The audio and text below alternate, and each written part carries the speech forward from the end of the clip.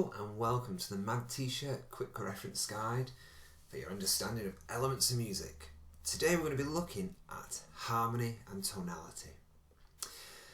Harmony in the basic sense means chord, so two or more notes played at the same time. And when we're talking about tonality, that's the key of the music, so we could be looking at the sharps and flats if we're looking at a piece of music, so it's the key of C, key of G.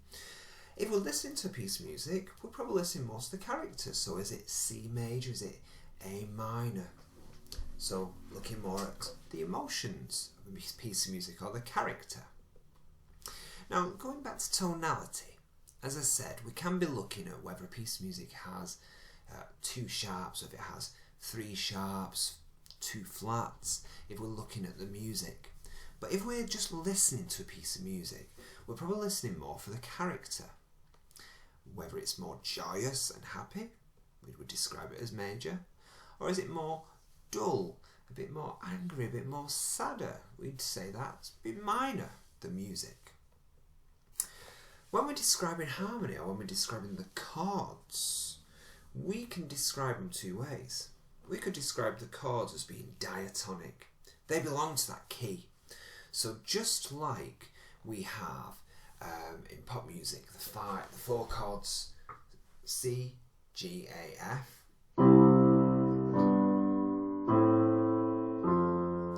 Those chords would be described as diatonic because they fit in the key of C. As we can see here, so we have C, D, they all belong to the key of C. However, chromatic chords are chords that don't belong in that key. So, for instance, we can see here we've got some added accidentals. We're in the key of C because there's no sharps or flats at the beginning, the key signature. However, we can see we've got here some added accidentals. Chromatic chords, if you're not looking at a piece of music and you're listening to it, you'll know you're listening to a chromatic chord because the chords jump out, the harmony jumps out, and it feels like it's a bit more, it shouldn't be there, it's a bit out of place. Here's what these chords sound like, so we know when it sounds chromatic. So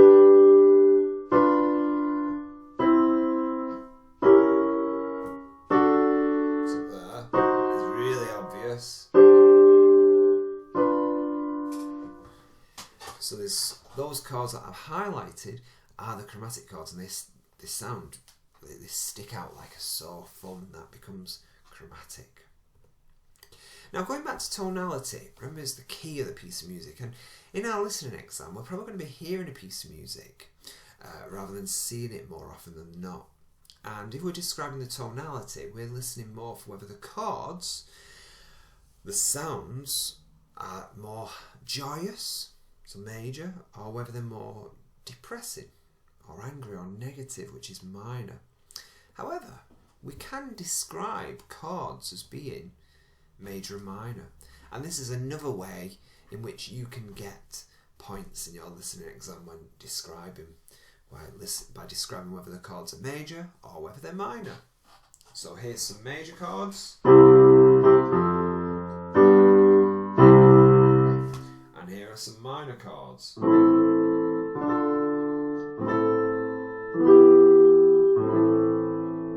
It's a bit more dull and depressing for minor. There are further features of harmony that we could talk about. And if in your exam it says describe the harmony, there's probably going to be one of these features in it for you to get an extra mark. This could be a pedal. A pedal is when we have a long note played in the bass. So as you can see in the bass we have this very long G being played. It's tied on, it goes forever. The purpose of a pedal is to have a long note played in the bass while there is different chords being played over the top. So here, I've just changed my instrument now to strings. It's the pedal. And now I'm going to play these chords over the top.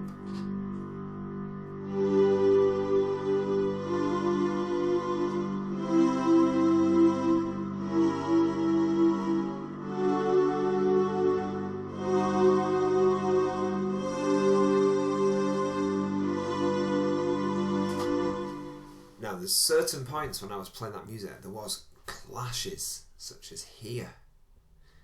This really clashed in this bar. And a purpose of a pedal is also to add a bit of tension to the music. It can help if you're trying to modulate, so it's a really good feature to use in your composition. It can be also used to add tension as well, because the chords are constantly changing over the top. Something else that can be used is dissonant or discordant music, or dissonant chords. Quite often these are found in film music more in your listening exam. And dissonant or discordant would sound like this. Doesn't sound very nice at all. But when we have all the different notes played at the same time, remember that's what a chord is, that's what harmony is, they can sound nice, or they might not sound nice. And dissonant is one way of describing it if it doesn't sound nice at all. We can have what's called added chords. So for instance, if we're looking at the chord of C, it's just C, E, G, and that chord can be repeated many times.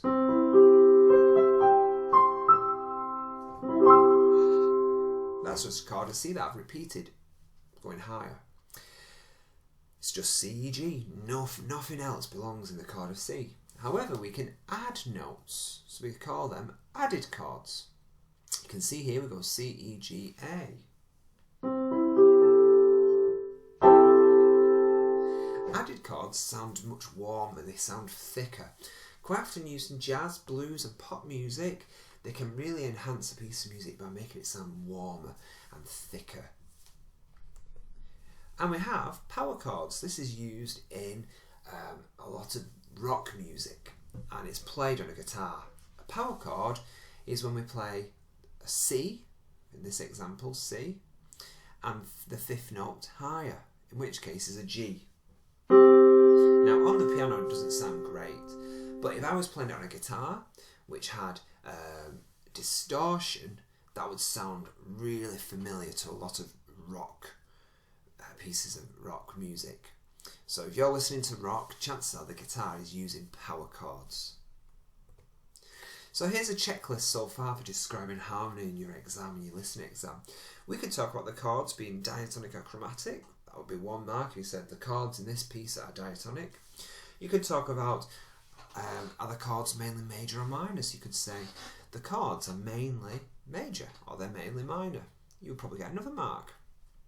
Maybe that you could talk about any particular features, harmonic features that stand out. So you could say that there's a pedal, there's dissonance, there's added notes or power chords being used. And also, you could talk about the tonality. The tonality of the music is major, or the tonality of this piece of music is minor. And again, that would get you 1 mark.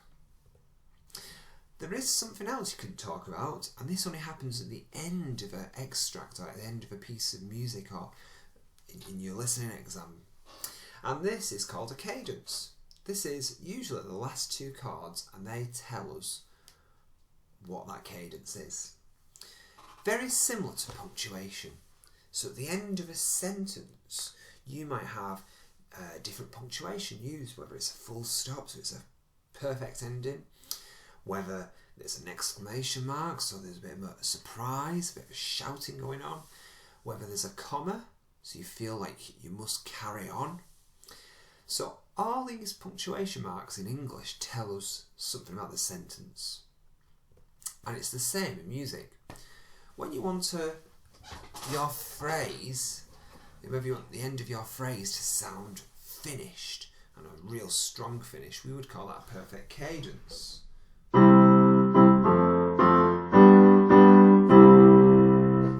So it sounds finished, it's a real strong ending. There's no way, really, if we stopped there, yeah, I'm quite happy that's finished. The opposite of perfect cadence is an imperfect cadence, and this feels like it should continue. So here's an example.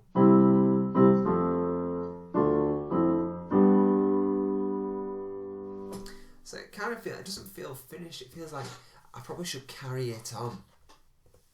We have a plagal cadence, and this sounds finished, but it sounds quite weak.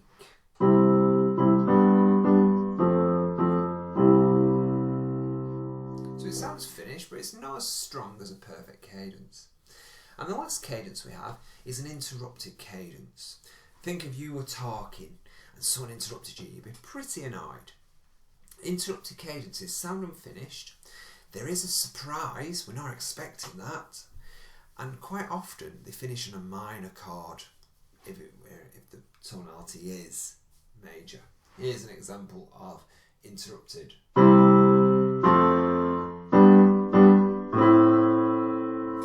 That's a bit of a surprise there. Oh, I wasn't expecting that. Those cadences give us an idea at the end of a phrase. So in your listening exam, it'll be the end of an extract. We could talk about a cadence, whether it's perfect, whether it's imperfect,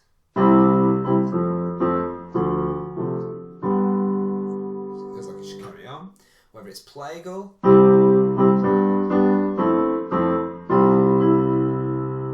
or whether it's interrupted.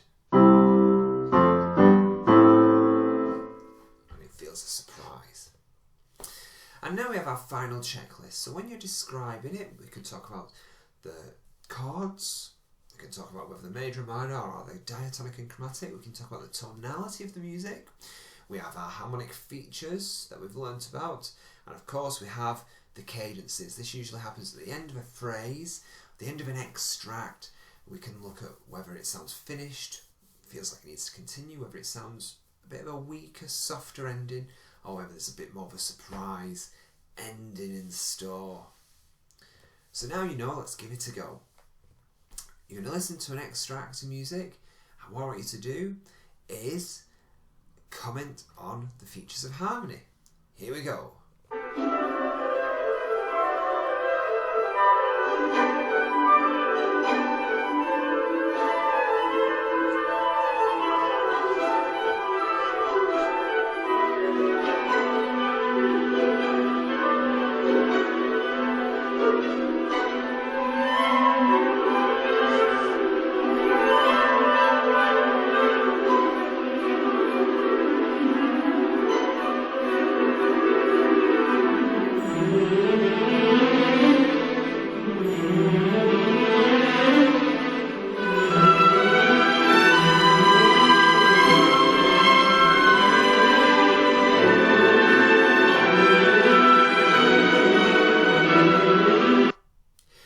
So now, pause the video to write down your answer, or rewind and listen to it again to listen in a bit more detail.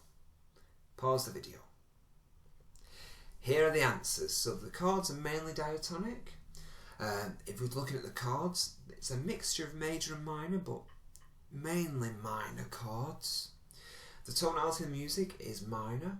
There's a harmonic feature, which is a pedal, and the cadence is perfect. It sounds finished and complete. If you said any of them, you'll get 1 mark, so well done. And if you didn't get any right, maybe listen back and see if you can pick it out. Thank you for joining me for our quick reference guide to harmony and tonality. I will see you in the next video. See you soon.